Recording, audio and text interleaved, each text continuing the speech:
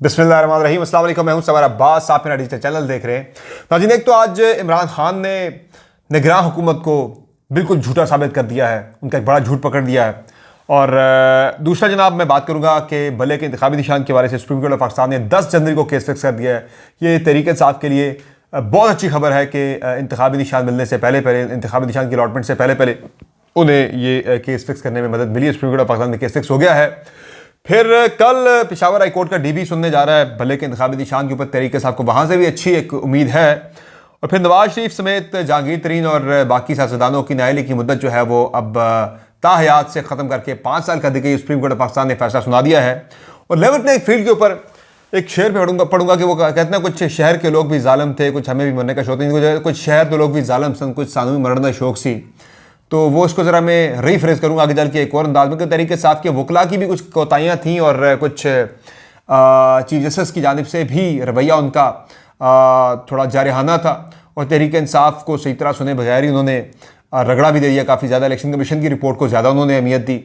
फिर तहरीक इंसाफ के वो रहनुमा जिन्हें टिकट नहीं मिलेगा इस इलेक्शन के अंदर IPP ज्वाइन करने के बावजूद, तहरीक इंसाफ छोड़ने के बावजूद, जिनके साथ हाथ हो गया, इसकी डिटेल भी शेयर करूँगा आपके साथ। आपसे रिक्वेस्ट है कि चैनल को सब्सक्राइब जरूर करें, आपको वीडियो पसंद आए तो लाइक ज़रूर करें और बेल आइकन प्रेस करना ना भूलिएगा ताकि आपको नोटिफिकेशन बर वक्त मिल जाए करें वीडियो का। और अपना फीडबैक कमेंट सेक्शन में जरूर दीजिएगा। सबसे पहले ज़रा बात करते हैं लेवल प्लेइंग फील्ड के वाले से। लेवल प्लेइंग फील्ड के वाले से सुप्रीम कोर्ट ऑफ पाकिस्तान में समाअत हुई और लतीफ़ खोसा साहब पेश हुए पाकिस्तान तहरीक इंसाफ की जानिब से। इस केस में कई मौके पर तहरीक इंसाफ ज़रा डिफेंसिव भी होगी, लेकिन ओवरऑल अगर देखा जाए तो बड़ा एक इंपॉर्टेंट केस है ये पाकिस्तान तहरीक इंसाफ को जिस तरह से दीवार के साथ लगाया जा रहा है। चीफ जस्टिस साहब कहते हैं जी मैं तो टीवी नहीं देखता, मुझे पता नहीं मुल्क के अंदर क्या हो रहा है। वो तहरीक इंसाफ से कह रहे हैं कि भाई आप तहरीरी तौर पर हमारे पास शवाहिद लेकर आए, रिपोर्टें लेकर आए, शवाहिद लेकर आए। भाई आपको नजर नहीं आ रहा मुल्क के अंदर क्या हो रहा है? अब एक बंदे को कोई उठाकर ले गया या किसी बंदे से नॉमिनेशन पेपर छीन लिए गए या किसी बंदे के उठा लिया गया, अगर किसी को उसके तजवीज़ कुनंदा या तईद कुनंदा को आरोज ने जो तहरीक इंसाफ के मुतअद्दिद कैंडिडेट्स के नॉमिनेशन पेपर रिजेक्ट किए, इन सारी चीज़ों के लिए आपको कौन से सबूत आपको चाहिए? सामने नजर आ रहा है, राइटिंग ऑन द वॉल है भाई। कि जब आपको election writing on the wall, आप सबको कहते हैं कि वो देखें राइटिंग ऑन द वॉल है जनाब, मैं हर सूरत में करके छोड़ूंगा, तो आपको राइटिंग ऑन द वॉल फिर ये भी होना चाहिए जो आपको नजर नहीं आ रहा मुल्क के अंदर क्या हो रहा है। बच्चे को पता है क्या हो रहा है। एक जस्टिस काजी फाइज ईसा साहब को नहीं पता, वो कहते हैं ना कि जाने न जाने गुल ही न जाने, गुलशन तो सारा जाने है, कि पूरे बाग को पता है एक फूल को ही नहीं पता भाई।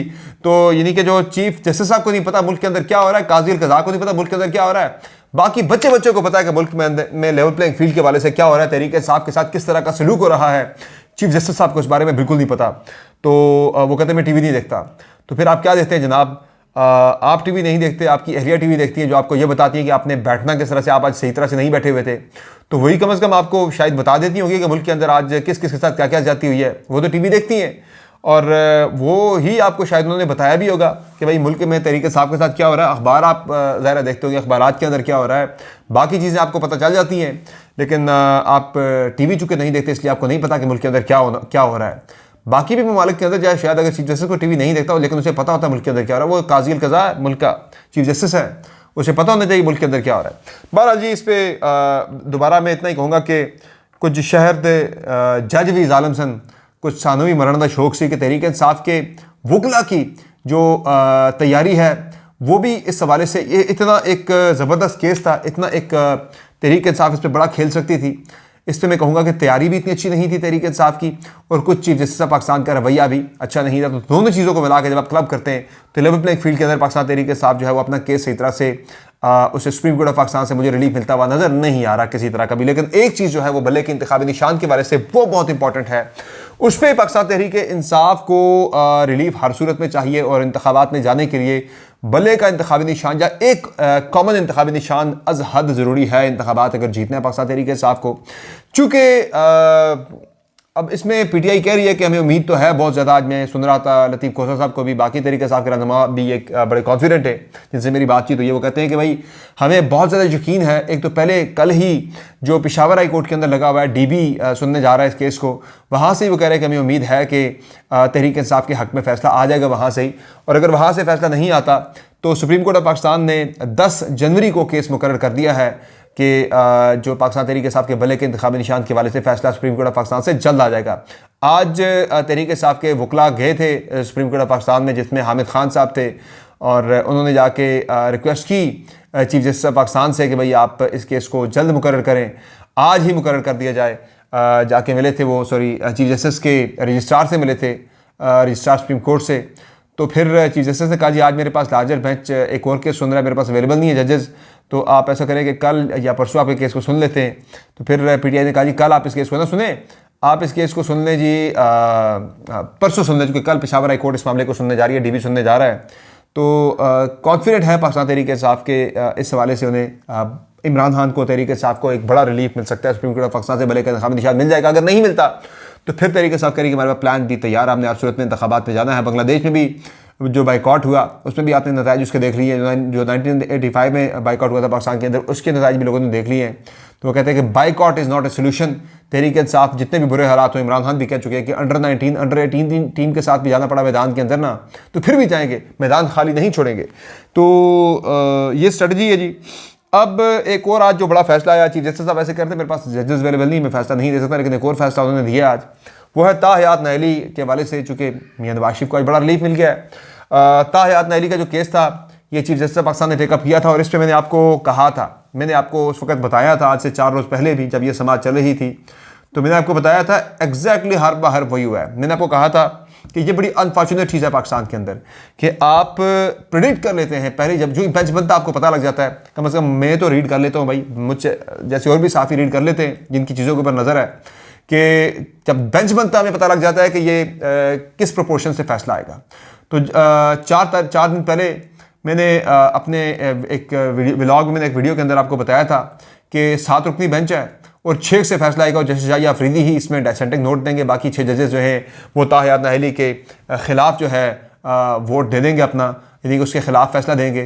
तो मैं आपको अपनी वीडियो सुना भी देता हूँ, ज़रा याद दहानी के लिए कि 4 दिन पहले मैंने क्या कहा था। एग्जैक्टली हर बार आज वही चीज़ें हुई सारी, तो ज़रा सुन लीजिए। इस मामले के अंदर जो सबसे इंपॉर्टेंट चीज़ है, जो मुझे लग रहा है अब तक की समाज के अंदर, जो मुझे लग रहा है ये 6-1 से फैसला मोस्ट लाइकली 6-1 से फैसला आ सकता है। इससे पहले भी हमने, ये बड़ा अनफॉर्चुनेट है पाकिस्तान जैसे मुल्क के अंदर, के जहां बेंच बनते साथ ही लोग पहले ही बता देते, प्रेडिक्ट कर लेते कि ज़ाहिर वो जजेस की जो इंक्लिनेशन है, जो ग्रुपिंग है सुप्रीम कोर्ट ऑफ पाकिस्तान के अंदर, उस ग्रुपिंग को देखते हुए हम लोग पहले ही प्रेडिक्ट कर लेते कि ये फैसला अगर 5 रुकनी बेंच है तो 3-2 से आएगा, 4-1 से आएगा, या 5-0 से आएगा। तो अब ये 7 रुकनी बेंच है, तो इसके अंदर भी ज्यादा जो इम्कान नजर आ रहा है शायद वो 6-1 से फैसला आ जाए, और जस्टिस जो इसमें अफरीदी साहब हैं वो शायद उनकी जानिब से कोई एक डिसेंटिंग नोट आ जाए, उनकी राय। तो जनाब ये आपने देख लिया कि ये हमने आपको 4 दिन पहले बताया था, बिल्कुल जैसे मैंने आपको बताया था उसी प्रोपोर्शन से एक्यूरेटली 6-1 से फैसला आ जाया है, और जस्टिस जाहिया अफरीदी ने ही इख्तलाफ किया इस फैसले से। तो this is quite interesting and quite unfortunate as well at the same time, कि पहले से हम लोग प्रेडिक्ट कैसे कर लेते हैं कि जजेस के अंदर जो तकसीम है, जो डिवीजन है, जो ग्रुपिंग है, ये बड़ी अफसोसनाक है। कि यानी कि हमें पहले पता लग जाता है कि भाई आर्गूमेंट्स क्या होंगे, बहस क्या होगी, वो बहस तो बाद में होती है, फैसले का मैं आपको पहले बता देता कि फैसला क्या आएगा। तो ये फैसले जो हैं ये हमेशा अनप्रडिक्टेबल होने चाहिए, पता नहीं होना चाहिए इंसान को आखिरी वक्त तक कि फैसला क्या आएगा। लेकिन ये सिर्फ इस्लामी जमहूरिया पाकिस्तान के अंदर ही है कि जहां हम पहले से आपको बता देते हैं कि जनाब फैसला क्या आएगा और कितने जजेस इस फैसले के हक में होंगे, कितने खिलाफ होंगे। ये बहुत ही एक मैं कहूँगा कि एक अनफॉर्चुनेट फैक्ट है पाकिस्तान से मुतल्लिक। अच्छा, आप ज़रा बात करते हैं जी कि इसमें एक तो हो गया ये नवाज शरीफ की ताहयात नाअहली ख़त्म हो गई है, अब वो इलेक्शन लड़ेंगे। जहांगीर खान तरीन भी ताहयात नाअहली उनकी भी ख़त्म हो गई है, वो भी इलेक्शन लड़ेंगे। और इसके अलावा मीर बादशाह खान केसरानी का ये केस था, बुनियादी तौर पर उनके जो मुखालिफ वकील थे जिन्होंने पहले इनके खिलाफ केस करके उनकी ताहयात नाअहली करवाई थी, जो मुखालिफ पार्टी थी उसने भी ताहयात नाअहली की मुखालफत कर दी थी। तो इसलिए अब ये 6-1 से फैसला आया और ताहयात नाअहली ख़त्म कर दी गई। नवाज शरीफ की तमाम लोग जो नाअहल होते हैं उनकी नाअहली 5 साल कर दी गई। यहाँ नैब ये वो ताहयात नाअहली को कम करके 5 साल कर दिया गया कि जहाँ नाअहली की मुद्दत का तयन नहीं है तो वो 5 साल होनी चाहिए। हालांकि मेरी इसमें जो ज़ाती राय है, मैं अपनी ज़ाती राय का अगर इजहार करूँ, मैं कोई कानूनदान नहीं हूँ। आइन का आर्टिकल है 62(1)(f), वो बेसिकली ना अहली से मुतल्लिक नहीं, वो अहलियत बयान करता है। और वो अहलियत में बताता है कि कोई भी बंदा इलेक्शन लड़ने के लिए अहल नहीं हो सकता अगर वो सज़ा याफ्ता हो, उसका किरदार ऐसा हो, वो बंदा सादिक ना हो, अमीन ना हो। तो नवाज शरीफ को सादिक और अमीन ना होने पर डिस्क्वालीफाई किया गया था। तो 62(1)(f) के तहत जो डिस्क्वालिफिकेशन है वो बंदा अहल ही नहीं है इलेक्शन लड़ने का, अहल है ही नहीं है। ये नहीं कि 5 साल के लिए अहल नहीं, 6ठे साल वो अहल हो जाएगा, इसमें कहीं मेंशन नहीं है कि वो कितने साल के लिए अहल नहीं है। तो ये नाअहली जो है वो ताहयात ही तस्वुर होती है। अगर इसमें ताहयात नाअहली को ख़त्म करना था, अगर चीफ जस्टिस ऑफ पाकिस्तान को ये उनका कहना था कि जनाब एक डिक्टेटर के दौर में ये कानून बना है, मैं तो जो कानूनदान हैं, जो पार्लियामेंटेरियंस हैं, मैं उनके बनाए हुए कानून को ज़्यादा तरजीह दूंगा। ये पहले चीफ जस्टिस कह चुके हैं, वो अपनी राय, अपना माइंड पहले दे चुके थे कि भाई उन्होंने उड़ाना है इस फैसले को।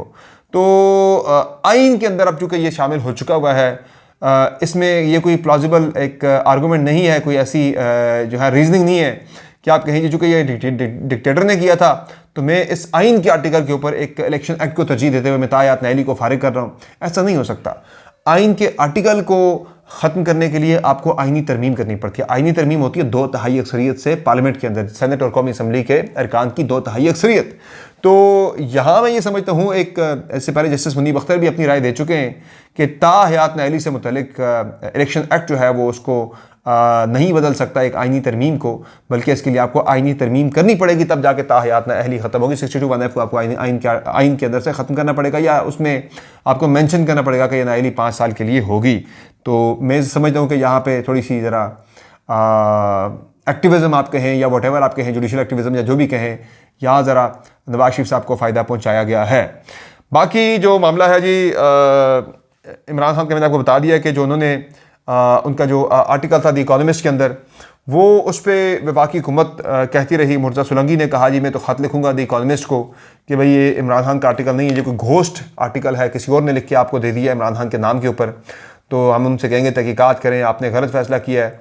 तो उस पर अब ये हुआ है जनाब के बड़ी इंपॉर्टेंट डेवलपमेंट हुई है। इमरान खान की जानिब से ये बयान सामने आया है आज अडियाला जेल के अंदर जो समाअत थी अलकादर और 190 मिलियन केस की, उसमें रिपोर्टर्स से गुफ्तगू करते हुए इमरान खान साहब ने यह कहा है कि जो आर्टिकल छपा है द इकोनॉमिस्ट के अंदर वो उन्होंने खुद ही वर्बली डिक्टेट करवाया था, लिखवाया था, नोट करवाया था।